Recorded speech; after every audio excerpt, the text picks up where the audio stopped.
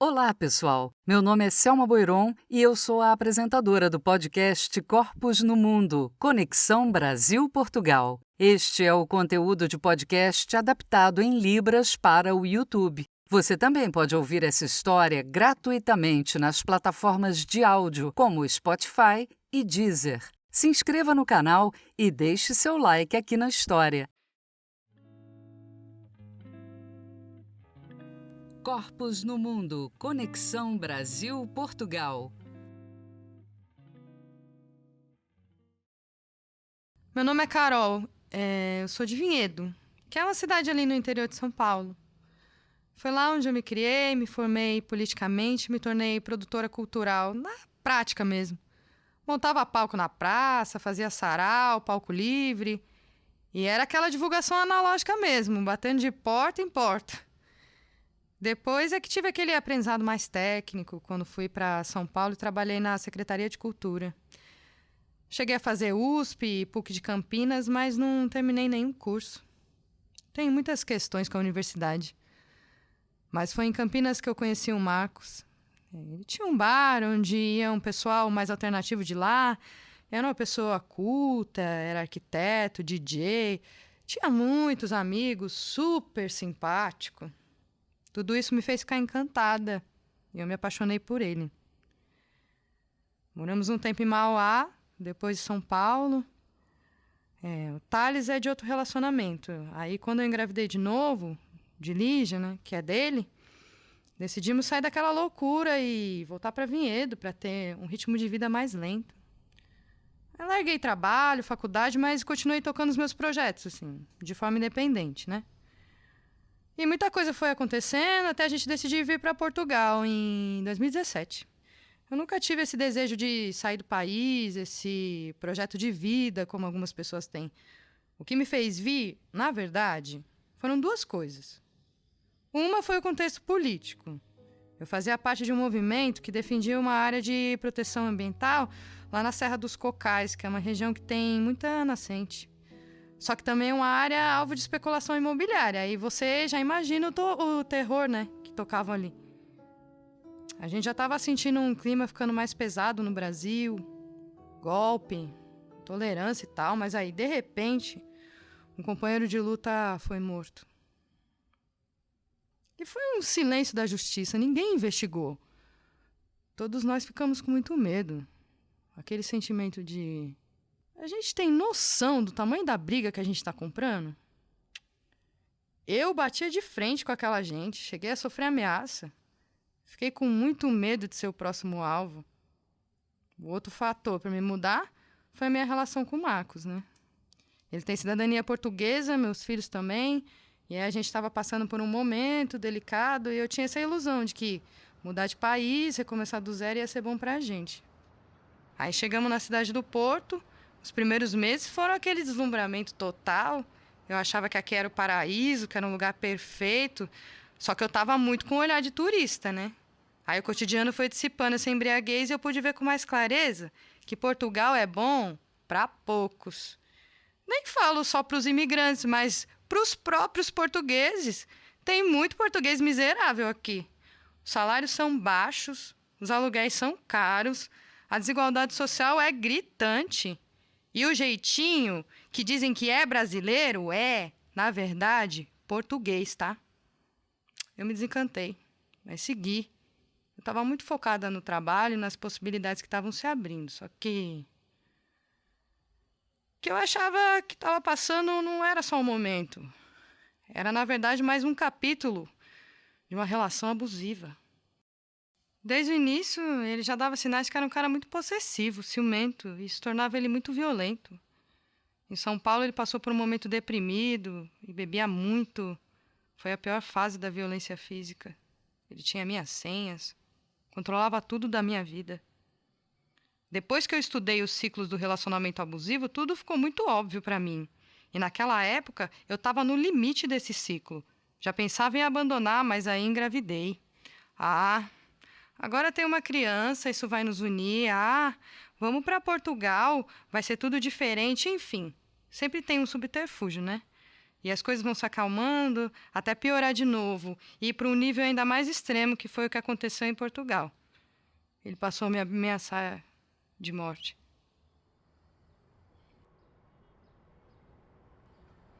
Foi quando eu resolvi ir num lugar, uma instituição de apoio às mulheres vítimas de violência. Aí foi lá que uma mulher me atendeu. Aí uma chave virou na minha cabeça. Eu falei sobre as ameaças que eu estava sofrendo, mas eu ainda não acreditava que ele poderia ser capaz de fazer isso. Eu achava que era da boca para fora. Aí essa mulher virou para mim e falou: "Mas Carol, isso não é o tipo de coisa que se paga para ver." Foi aí nessa frase que a chave virou. Ela me explicou todo o protocolo da instituição para que eu pudesse fugir e recomeçar minha vida. Mas eu falei que ia pensar. Eu não aceitei logo de cara. Fui para casa. Fiquei acho que uns 3 dias ruminando se eu ia fazer isso ou não. Mas sabe aqueles 3 dias que parecem 3 anos? Aí, enfim, eu tomei coragem, decidi encarar mais um recomeço, dessa vez sem saber nem como e nem onde, e num país que não era o meu, mas eu fugi com a minha filha, seguindo o protocolo dessa instituição. Aí primeiro fomos para a casa de emergência, que era um lugar de espera, até a gente conseguir uma vaga em alguma casa-abrigo. Aí nesse lugar eu conheci uma nigeriana. Ela estava lá há 2 meses, porque nenhuma casa-abrigo aceitava ela. Eu saí de lá com 2 semanas. Muito abalada, porque eu sabia que eu estava saindo antes dela, porque eu sou branca.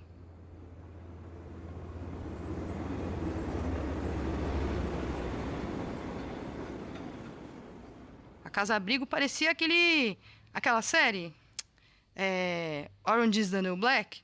A gente tinha uma rotina de presidiária, com hora para acordar, para comer, com divisão de tarefa. Tinha uma inspetora que vinha fiscalizar os quartos, ou seja, a gente chegava traumatizada e tinha que ficar nesse regime militar. Nos meus primeiros meses, nenhuma mulher falava comigo. Eu não entendia o porquê.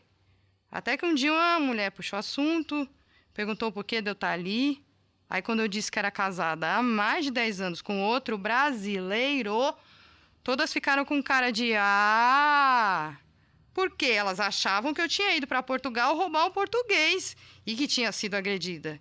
E é isso que elas acham das brasileiras. Ou somos prostitutas, ou viemos roubar os seus maridos portugueses. Ou os dois, né? Enfim, eu queria seguir a minha vida. Aí, na primavera, eu consegui a permissão para trabalhar. Primeiro, eu fui para uma plantação de uvas, só que era horrível. Fiquei pouco tempo lá. Depois, fui para uma plantação de framboesa que era infinitamente melhor. E lá funcionava assim. Toda manhã, a gente recebia um carrinho com caixinhas de plástico e um saquinho com fichas de papel plastificadas com contact. Essas fichas eram numeradas e cada pessoa tinha o seu número. O meu era o 14. Aí eu seguia pela estufa com o meu carrinho, tinha que encher as caixinhas com 150 gramas de framboesa e colocar uma ficha dentro de cada caixinha. No final do dia, eles contabilizavam as fichas e a gente recebia cotas a depender da quantidade. E quando eu recebia essas fichas de manhã, elas me davam um foco, uma perspectiva, sabe? Eu colocava essas fichas na maior quantidade possível de caixinhas, para ter dinheiro para sair da casa-abrigo, para sair daquele limbo e, de fato, recomeçar a minha vida. Eu fiquei nesse trabalho até terminar a colheita e, quando eu saí, eu fiz questão de levar uma ficha comigo, para me lembrar que superei essa fase e que eu sou muito, muito mais forte do que eu imaginava.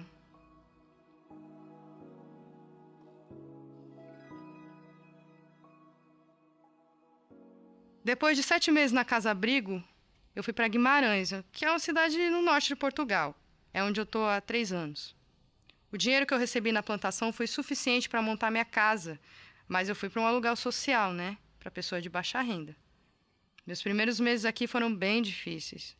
Eu estava na beira da pobreza. Dependi de instituições para conseguir roupa, comida. Mas, assim, ser pobre em Portugal é diferente de ser pobre no Brasil.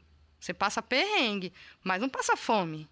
Aqui eu vejo que tem um mínimo de dignidade. E Guimarães... Guimarães parece uma cidade cenográfica. Sabe o Show de Truman?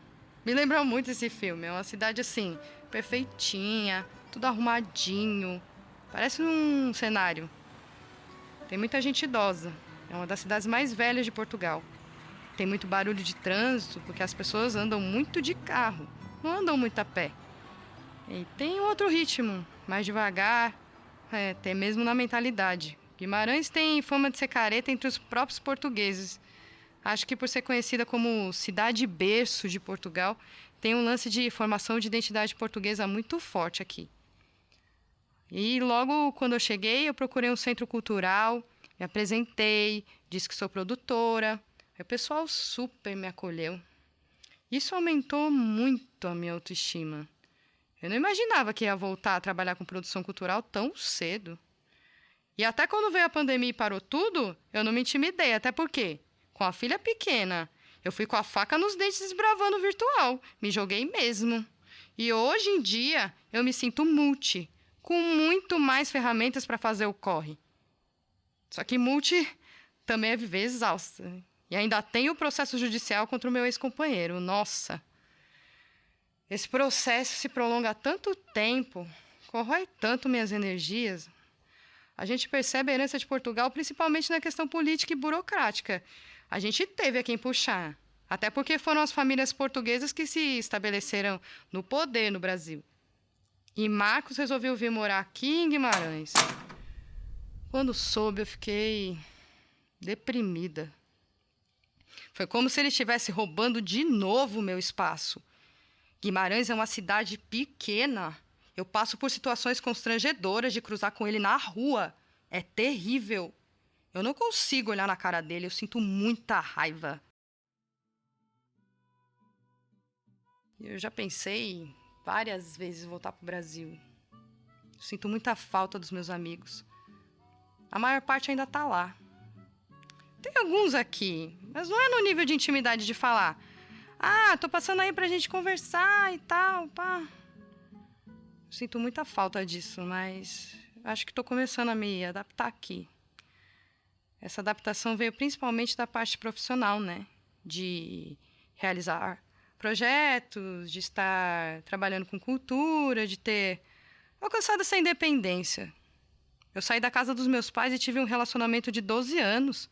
É libertador ter rompido com essa relação e estar conseguindo bancar a minha vida. É desafiador também. Sou eu que tenho que garantir tudo. Mas eu vou fazer 40 anos e nunca me senti tão livre. No começo, quando eu cheguei aqui, eu custei acreditar que tinha esse direito. Eu não sabia como lidar com essa autonomia. Mas eu tô aqui, independente, com a força da ficha 14. E com a sorte também. Um dia desses eu ganhei uma rifa de revista justamente com o número 14.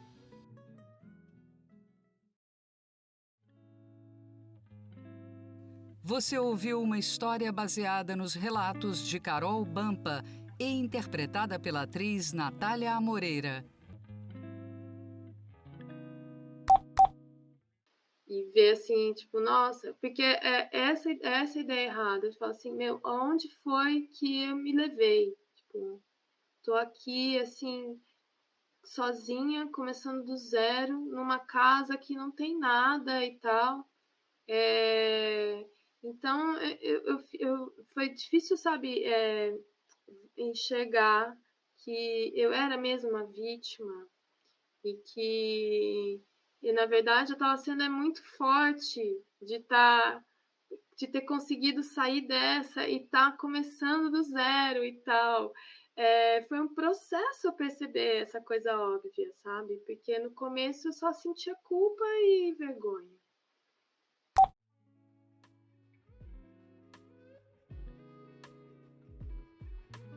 Este podcast é uma realização do coletivo Corpos no Mundo. Siga a gente no Instagram, @corposnomundo. A história que você ouviu aqui vira conversa por lá. Esta temporada é apresentada pelo Governo do Estado do Rio de Janeiro, Secretaria de Estado de Cultura e Economia Criativa, através do edital Retomada Cultural RJ 2.